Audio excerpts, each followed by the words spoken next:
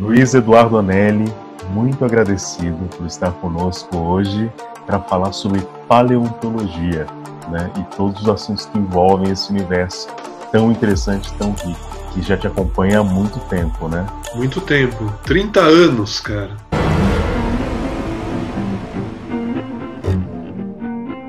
Uma pérola que está solta no universo e você nunca põe a mão. A paleontologia, quando você pensa, se você perguntar para qualquer pessoa na rua, o que é paleontologia? A primeira coisa que ela vai pensar é nos fósseis. Ah, é fóssil, né? E a segunda coisa que ela pensa é dinossauro. Fóssil, e depois, tá, e aí? O que tem o fóssil? Ele fala, dinossauro. E tá certo. A paleontologia se ocupa com os fósseis, né?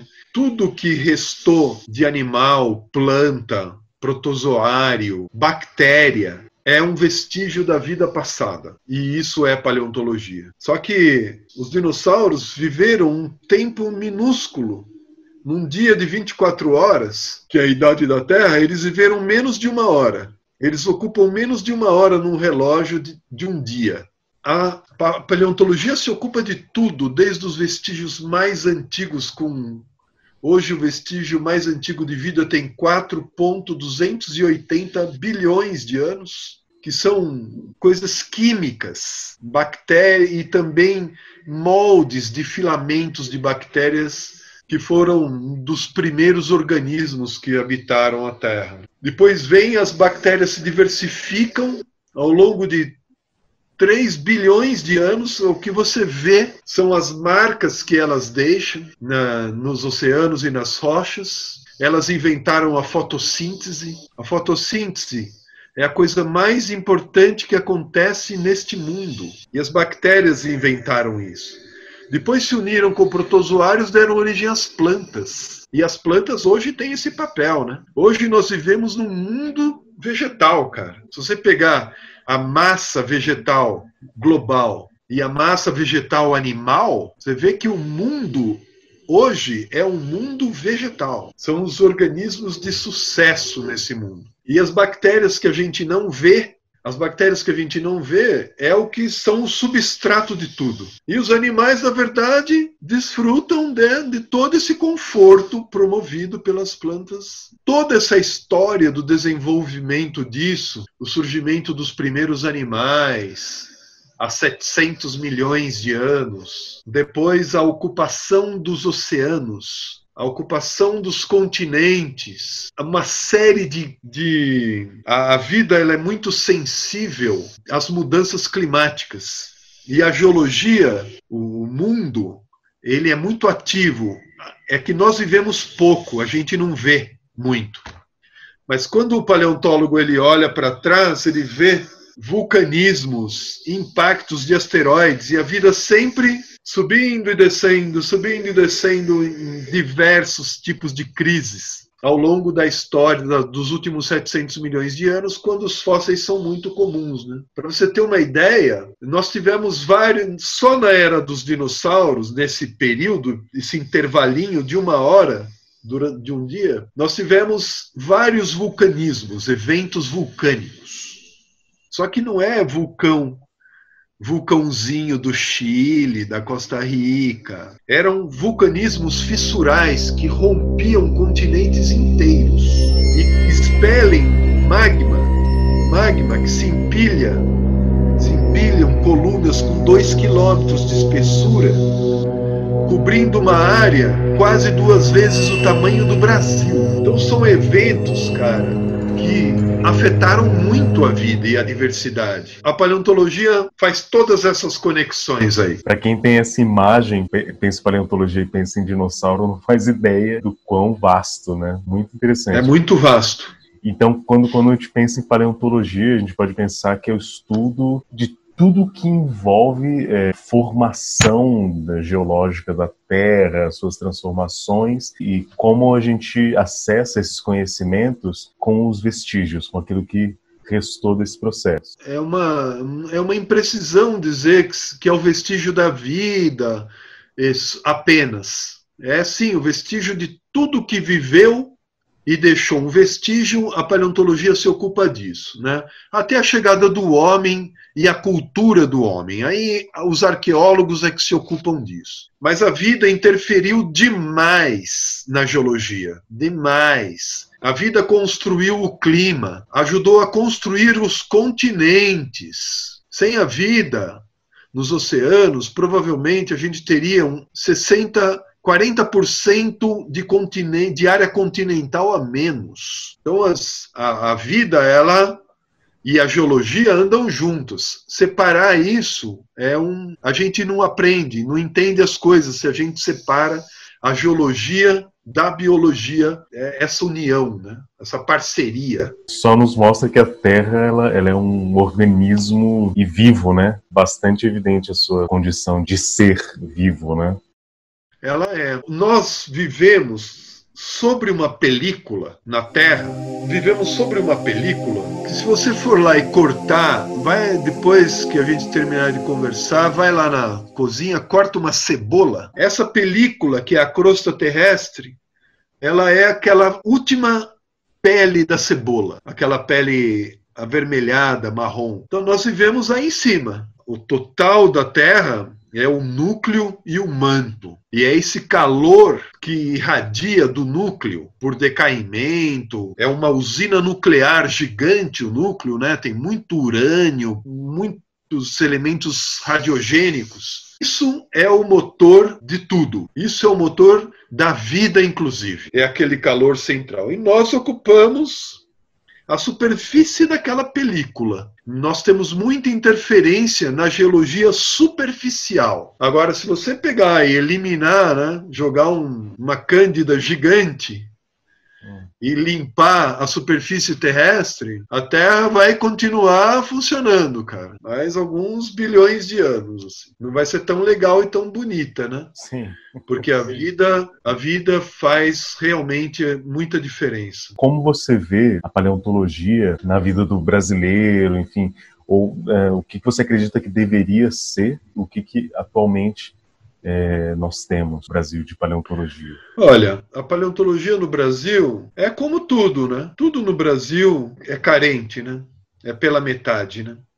Tudo. A gente é um país pobre, né, cara? Empobrecido. Né? Não tem dinheiro. O país é um país pobre. Todo mundo fala, não, o país é rico. Eu não acho que o país é rico. A riqueza, ela está na infraestrutura. Cadê a nossa infraestrutura? Nós precisaríamos de pelo menos mais 50 universidades. Mais da metade da população não tem acesso à água. Nós somos um país empobrecido. Então, algumas coisas prosperam aqui, né? E alguns prosperam, poucos prosperam. E a paleontologia é uma parte da ciência. E ela, do passado, ela foi muito uma ciência aplicada. Era uma ciência para procurar petróleo, muito ligada à geologia. Todos os paleontólogos eram geólogos. Não tinha. Eu fui o primeiro paleontólogo, biólogo, a dar aula na geologia. Um curso que já tem 60 anos de idade, né? Então não se tinha isso. E era muito aplicada. Hoje não é mais tão aplicada, existem outras formas de se procurar petróleo, etc. Ela é importante ainda para 50 paleontólogos, né? Então ela é como tudo. Mas a paleontologia, ela tem uma função muito importante e interessante que a gente vê nos países ricos. Todo país que, de certa forma, ou em algum momento da sua história, priorizou a educação e a cultura, fez da paleontologia ou da pré-história do seu país uma coluna da cultura deles. Então, por exemplo, né, os Estados Unidos. Onde você vai, todas as capitais têm um grande museu de paleontologia. E muitos museus, mais cerca de 500 museus espalhados pelo país. Por quê? Porque todo mundo gosta da pré-história. E não é só de dinossauro. Tem as florestas do Carbonífero, os primeiros animais, os outros animais muito interessantes que não são os dinossauros. Tem as extinções, os grandes mamíferos. A paleontologia conta uma história maravilhosa, conta a história desse mundo. E ela era sempre conectada com a geologia. Então, nós temos acesso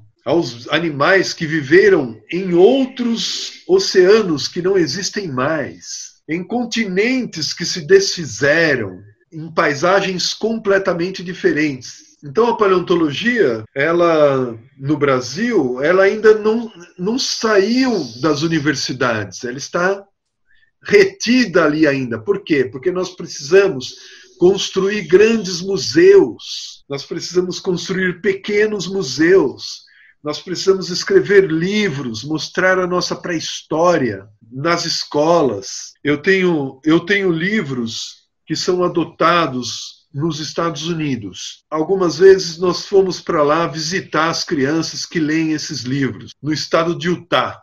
As crianças aprendem a geologia e a paleontologia do estado de Utah na 4ª série primária. Então elas sabem quando foi um deserto, quando foi um mar, quando foi uma floresta, todas as mudanças que aconteceram lá. Elas têm os livros, elas conhecem os animais pré-históricos que viveram naquela região.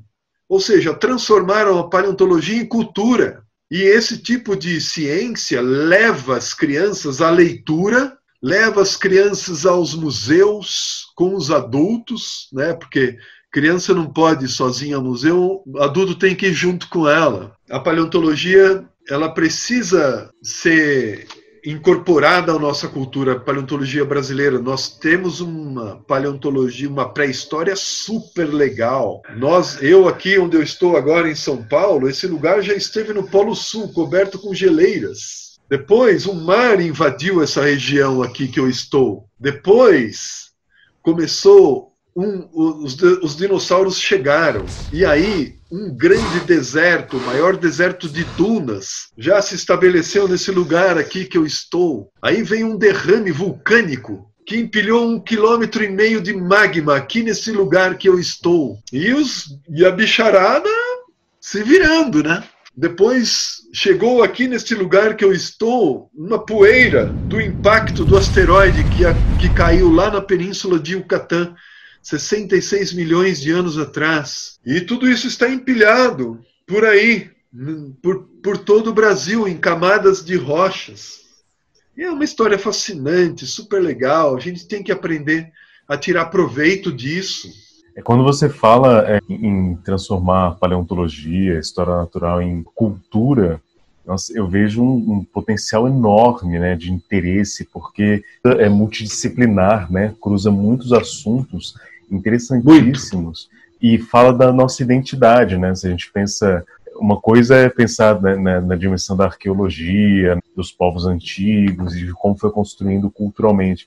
Outra coisa é pensar que esses povos, eles só puderam estabelecer suas culturas porque eles tinham determinada vegetação, determinado material com o qual ele pudesse desenvolver seus artefatos, enfim. Então sua cultura está absolutamente imbricada, né, conectada aos elementos naturais e aos processos que aquele chão em que ele está pisando, né, sofreu. Então realmente é muito rico pensar como a paleontologia poderia produzir cultura, né, se houvesse investimento.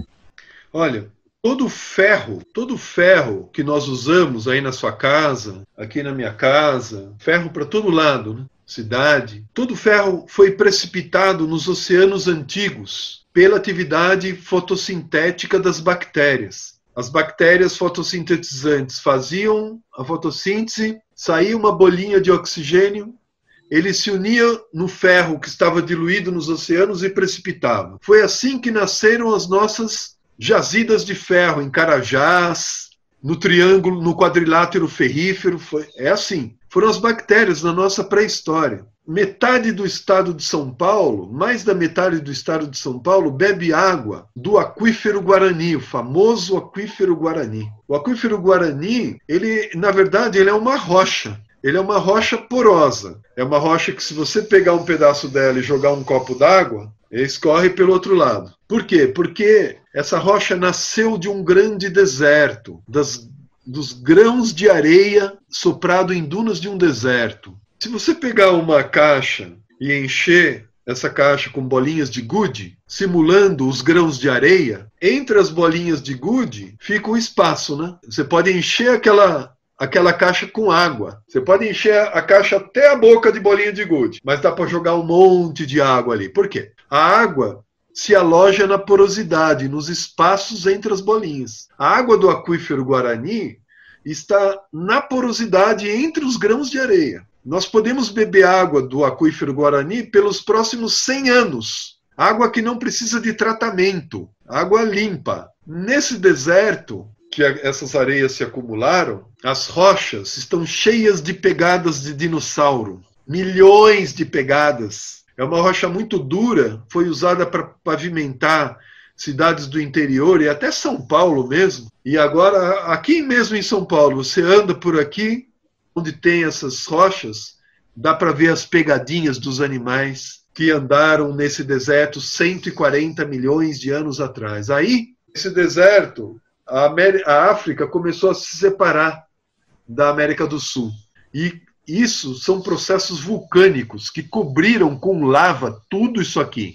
Cobriu todo aquele deserto com lava. São os basaltos que são responsáveis por grandes paisagens brasileiras, a Foz do Iguaçu, o cânion do Taimbezinho, no Rio Grande do Sul. Tudo isso são essas rochas vulcânicas. Mas essas rochas vulcânicas, quando elas se degradam, elas produzem um tipo de solo, que é o solo, o metro quadrado da agricultura mais caro do Brasil, a terra roxa. Uma rocha que nasceu no tempo dos dinossauros, se degrada da terra roxa que tocou a economia desse país no tempo do café. E nesse tempo da separação também, as fissuras entre a América do Sul e a África foram alagadas. A água entrava lá e formavam grandes lagos. Os dinossauros nadavam nesses lagos, bebiam água desses lagos. Isso há mais ou menos 120 milhões, 100 milhões de anos atrás. Estava lotado de dinossauros aqui.